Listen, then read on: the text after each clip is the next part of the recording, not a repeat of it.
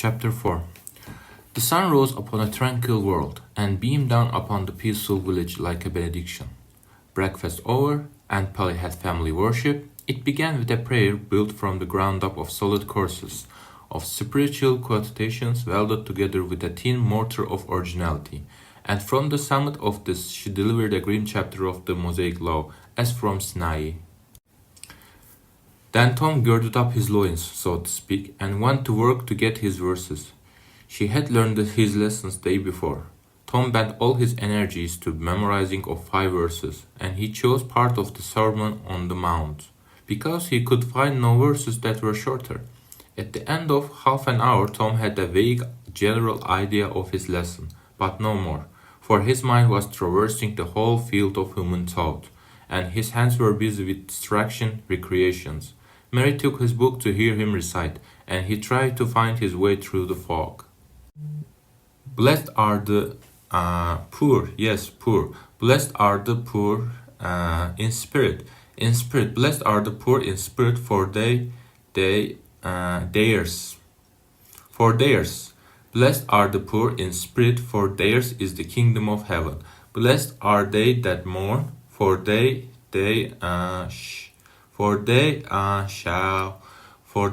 shall, I don't know what this is, shall, for they shall mourn, blessed are they that they shall mourn, for they shall what? Why don't you tell me, Mary? What do you want to be so mean for? Oh, Tom, you poor thick-headed thing, I'm not teasing you. I wouldn't do that. You must go and learn it again. Don't be discouraged, Tom. You will manage it, and if you do, I'll give you something ever so nice. There now, that's a good boy. All right, what is it, Mary? Tell me, what is it? Never you mind, Tom. You know it is nice when if I say nice. And he did tackle it again. And under the double pressure of curiosity and prospective gain, he did it with such spirit that he accomplished a shining success. Mary gave him a brand new Barlow knife worth 12.5 cents, and the convulsion of delight that swept his system shook him to his foundations. True, the knife would not cut anything, but it was a sure enough Barlow, and there was inconceivable grandeur in that, though where the Western boys ever got the idea that such a weapon could possibly be counterfeited to its injury is an imposing mystery and always remains so, perhaps. Tom contrived to scarify the cupboard with it, and was arranging to begin on the brow, when he was called off to dress for Sunday school. Mary gave him a tin basin of water and a piece of soap, and he went outside the door and set the basin on a little bench tree. Then he dipped the soap in the water and laid it down, turned up his sleeves, poured out the water on the ground gently, and then entered the kitchen and began to wipe his face diligently on the towel behind the door. But Mary removed the towel and said, "Now ain't you ashamed, Tom? You mustn't be so bad. Water won't hurt you." Tom was a trifle disconcerted. The basin was refilled, and this time he stood over it a little while, gathering resolution, and took in a big breath and began. When he entered the kitchen, presently, with both eyes shut and groping for towel with his hands, an honorable testimony of studs and water was dripping from his face.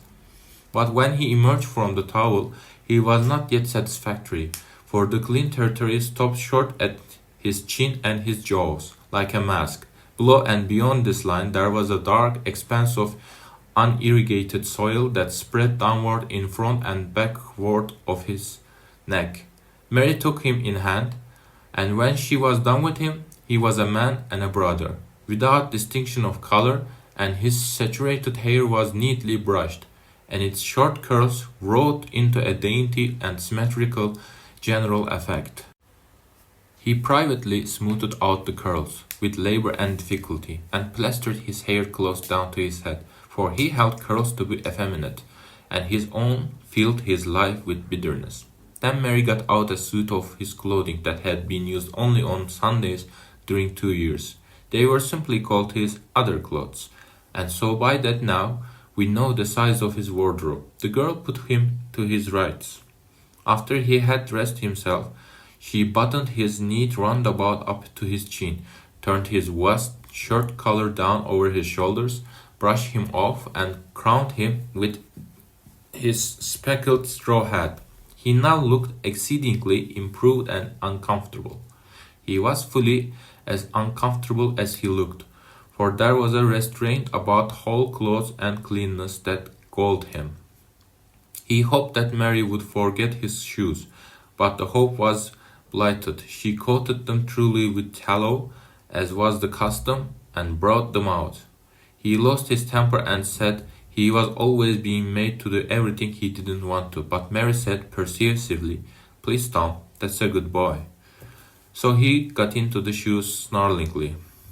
Mary was soon ready, and the three children set out for the Sunday school, a place that Tom hated with his whole heart, but Sid and Mary were fond of it. Sabbath school hours were from 9 to 10:30, and then church service. Two of the children always remained for the sermon voluntarily, and the other always remained too, for stronger reasons.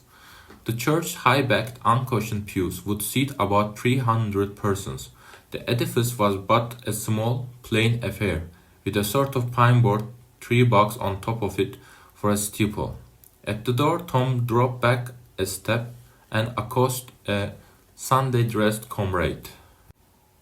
"Say, Billy, got a yellow ticket?" "Yes." "What'll you take for her?" "What will you give?" "Piece of licorice and a fish hook." "Let's see them." Tom exhibited. They were satisfactory and properly changed hands. Then Tom traded a couple of white alleys for 3 red tickets, and some small trifle or other for a couple of blue ones. He waylaid other boys as they came, and went on buying tickets of various colors 10 or 15 minutes longer. He entered the church, now, with a swarm of clean and noisy boys and girls, proceeded to his seat and started a quarrel with the first boy that came in handy. The teacher, a grave elderly man, interfered, then turned his back a moment, and Tom pulled a boy's hair in the next bench, and was absorbed in his book when the boy turned around, stuck a pin in another boy, presently in order to hear him say "ouch," and got a new reprimand from his teacher. Tom's whole class were of a pattern of restless, noisy, and troublesome. When they came to recite their lessons, not one of them knew his verses perfectly, but had to be prompt all along. However, they worried through, and each got his reward, in a small blue ticket, each with a passage of scripture on it. Each blue ticket was paid for 2 verses of the recitation. 10 blue tickets equaled a red one, and could be exchanged for it. 10 red tickets equaled a yellow one. For 10 yellow tickets, the superman gave a very plainly bound Bible, worth 40 cents in those easy times, to the pupil. How many of my readers would have the industry and application to memorize 2,000 verses, even for a door Bible? And yet, Mary had acquired 2 Bibles in this way. It was the patient work of 2 years, and a boy of German parentage had won 4 or 5. He once recited 3,000 verses without stopping, but the strain upon his mental faculties was too great, and he was little better than an idiot from that day forth. A grievous misfortune for the school, for on that great occasion, before company, the superintendent, as Tom expresses it, had always made this boy come out and spread himself. Only the older pupils managed to keep their tickets and stick to their tedious work long enough to get a Bible. And so the delivery of one of those prizes was a rare and noteworthy circumstance. The successful pupil was so great and conspicuous for that day that on the spot every scholar's heart was fired with fresh ambition that often lasted a couple of weeks. It is possible that Tom's mental stomach had never really hungered for one of those prizes, but unquestionably his entire being had for many a day longed for the glory, and the accolade came with it. In due course the superintendent stood up in front of the pulpit, with a closed hymn book in his hand, and his forefinger inserted between its leaves, and commanded attention. When a Sunday school superintendent makes his customary little speech, a hymn book in the hand is as necessary as is the inevitable sheet of music in the hand of a singer who stands forward on the platform and sings a solo at a concert. Though why is a mystery, for neither the hymn book nor the sheet of music is ever referred to by the sufferer. This superintendent was a slim creature of 35, with a sandy goatee and a short sandy hair. He wore a stiff standing collar whose upper edge almost reached his ears and whose sharp points curved forward abreast the corners of his mouth. A fence that compelled a straight lookout ahead and a turning of the whole body when a side view was required. His chin was propped on a spreading cravat which was as broad and as long as a banknote and had fringe ends. His boot toes were turned sharply up, in the fashion of the day, like slate runners, an effect patiently and laboriously produced by the young men sitting with their toes pressed against a wall for hours together. Mr. Walters was a very earnest of mien, and very sincere and honest at heart, and he held sacred things and places in such reverence, and so separated them from worldly matters, that unconsciously to himself his Sunday school voice had acquired a peculiar intonation which was wholly absent on weekdays. He began after his fashion. Now, children, I want you all to sit up as straight and pretty as you can and give me all your attention for a minute or two. There, that's it. That is the way of good girls and boys should do. I see one little girl who is looking out of the window. I'm afraid she thinks I'm out here somewhere, perhaps up in those trees making a speech to the little birds. Applauses later. I want to tell you how good it makes me feel to see many bright, clean little faces assembled in a place like this, learning to do the right and be good. And so forth and so on. It is not necessary to set down and rest of the orientation. It was a pattern which does not vary, and so it is familiar to all of us. The latter third of the speech was marred by the resumption of fights and other recreations, among certain things of bad boys, and frigidding and whispering that extended far and wide, washing even the bases of isolated and incorruptible rocks like Sid and Mary. But now every sound ceased suddenly, with the substance of Mr. Walter's voice, and the conclusion of the speech was received with a burst of silent gratitude. A good part of the whispering had been occasioned by an event which was more or less rare, the entrance of visitors. Lawyer Thatcher, accompanied by a very feeble and aged man, a fine, portly, middle-aged gentleman with iron grey hair, and a dignified lady who was doubtlessly Leather's life. A good part of the whispering had been occasioned by an event which was more or less rare, the entrance of visitors. Lawyer Thatcher, accompanied by a very feeble and aged man, a fine, poorly middle-aged gentleman with iron grey hair, and a dignified lady who was doubtless the Leather's wife. The lady was leading a child. Tom had been restless and full of chafings and repinings, conscience-smitten too, but he could not meet Amy Lawrence's eye, he could not brook her loving gaze. But when he saw this small newcomer, his soul was all ablaze with bliss in a moment. The next moment he was showing off, with all his might, cuffing boys, pulling hairs, making faces, in a word, using every art that seemed likely to fascinate a girl and win her applause.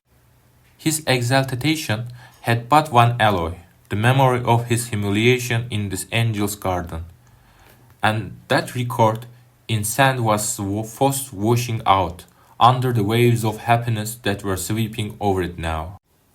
The visitors were given the highest seat of honor, and as soon as Mr. Walter's speech was finished, he introduced them to the school. The middle-aged man turned out to be a prodigious personage, no less one than the country judge, altogether the most august creation these children had ever looked upon. And they wondered what kind of material he was made of, and they half wanted to hear him roar, and were half afraid he might too. He was from Constantinople, 12 miles away, so he had traveled and seen the world. These very eyes had looked upon the country courthouse, which was said to have a tin roof. The awe which these reflections inspired was attested by the impressive silence and the ranks of staring eyes. This was the great Judge Thatcher, brother of their own lawyer. Jeff Thatcher immediately went forward to be familiar with the great man and be envied by the school. It would have been music to his soul to hear him whispering, saying, "Look at him, Jim. He's going up there. Say, look. He is going to shake hands with him. He is shaking hands with him. By jinx, don't you wish you was Jeff?" Mr. Walters fell to showing off, with all sorts of official busting and activities, giving orders, delivering judgments, discharging directions here, there, everywhere that he could find a target. The librarian showed off, running Hitler and Titler with his neigh. The librarian showed off, running hither and thither with his arms full of books and making a deal of splutter and fuss that the insect authority delights in. The young lady teachers showed off, bending sweetly over pupils that were lately being boxed, lifting pretty warning fingers at bad little boys and petting good ones lovingly. The young gentleman's teacher showed off with a small scolding and other little displays of authority and fine attention to discipline.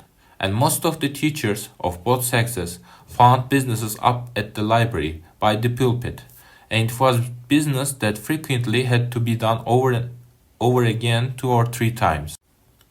The little girls showed off in various ways, and the little boys showed off with such diligence that the air was thick with paper wads and the murmur of scoffing.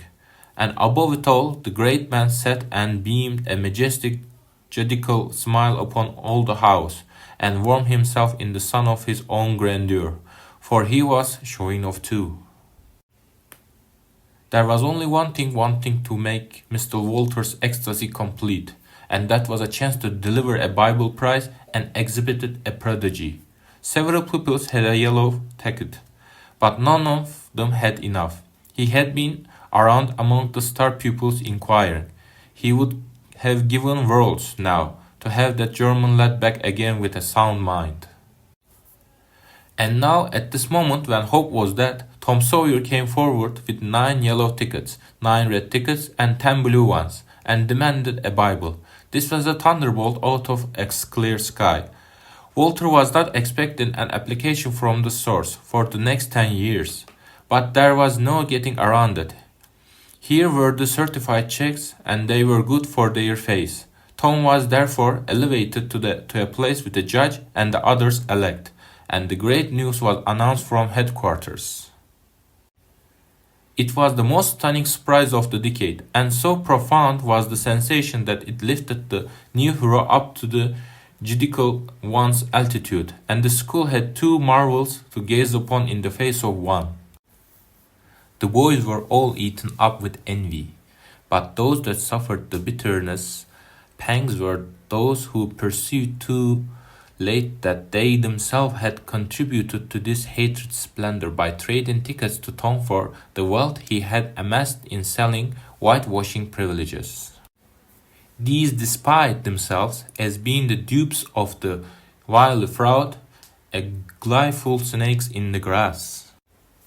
The prize was delivered to Tom with as much effusion as the superintendent could pump up under the circumstances. But it lacked somewhat of the true gush, for the poor fellow's instinct taught him that there was a mystery here that could not well bear with the light. Perhaps it was simply preposterous that this boy had warehoused 2,000 sheaves of spiritual wisdom on his premises. A dozen would strain in his capacity, without a doubt. Amy Lawrence was proud and glad, and she tried to make Tom see it in her face, but he wouldn't look. She wondered. Then she was just a grain troubled.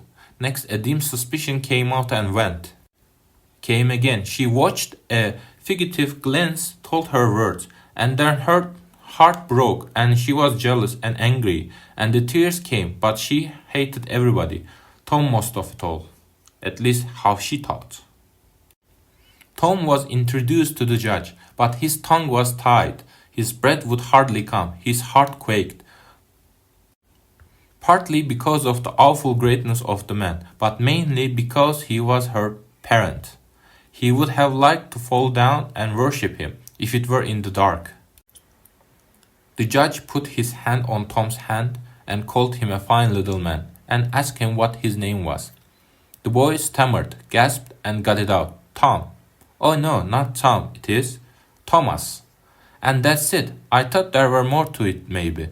That's very well. But you have another one, I dare say, and you'll tell it me, don't you? Tell the gentleman your other name, Thomas, said Walters. And say, sir, you mustn't forget your manners. Thomas Sawyer, sir. That's it. That's a good boy. Fine boy. Fine, manly little fellow. 2,000 verses in a great many, very, very great many. And you never can be sorry for the trouble you took to learn them. For knowledge is worth more than anything there is in the world. It is what makes great men and good men. You'll be a great man and a good man yourself some day, Thomas, and then you'll look back and say, it's all owing to the precious Sunday school privileges of my boyhood. It's all owing to my dear teachers that taught me to learn. It's all owing to the good superintendent who encouraged me and watched over me and gave me a beautiful Bible, a splendid, elegant Bible, to keep and have it for my own, always. It is all owing to the right bringing up. That is what you will say, Thomas, and you wouldn't take any money for those 2,000 verses. No, indeed, you wouldn't. And you wouldn't mind telling me and this lady some of the things you have learned. No, I know you wouldn't, for we are proud of little boys that learn. Now, no doubt you know the names of all the 12 disciplines. Won't you tell us the names of the first 2 that were appointed?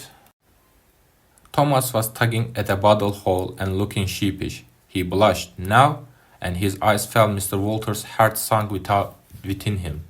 He said to himself, it is not possible that the boy could answer the simplest questions. Why did the judge ask him? Yet he felt obligated to speak up and say, answer the gentleman, Thomas, don't be afraid. Tom still hung fire. Now I know you'll tell me, said the lady. The names of the 2 disciplines were David and Goliath. Let us draw the curtain of charity over the rest of the scene. Chapter 5. About 10:30, the cracked bell of the small church began to ring, and presently the people began to gather for the morning sermon. The Sunday school children distributed themselves about the house and occupied pews with their parent, so as to be under supervision. Aunt Polly came, and Tom and Sid and Mary sat with her, Tom being placed next to the aisle in order that he might be as far away from the open window and the seductive outside summer scene as possible.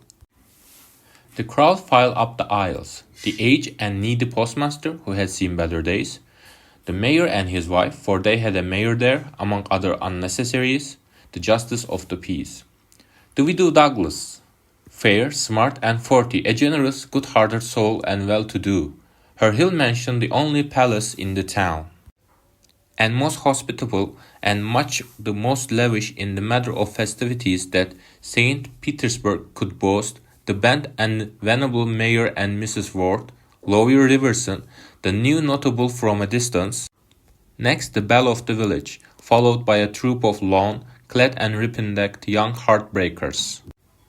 Then all the young clerks in town in a body, for they had stood in a vestibule sucking their cane hats, a circling wall of oiled and simpering admirers, till the last girl had run their gauntlet, and last of us came the model boy, Willie Mufferson, taking as heed care of his mother as